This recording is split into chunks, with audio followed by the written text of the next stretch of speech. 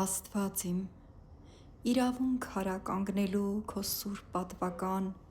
աստվածային գահիդ առջև և բերելու իմ խնդրվածքը Տեր,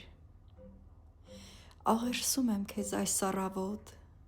երկնավոր իմ Հայր, ամենի արարիչ ու ստեղծող, խնդրում եմ քեզ, հոգիս ծարավ մի թող, անձս փափագ մի թող ճերմակների, թող գա քո հայրական օրհնությունդ, թող գա աստվածային ներկայությունդ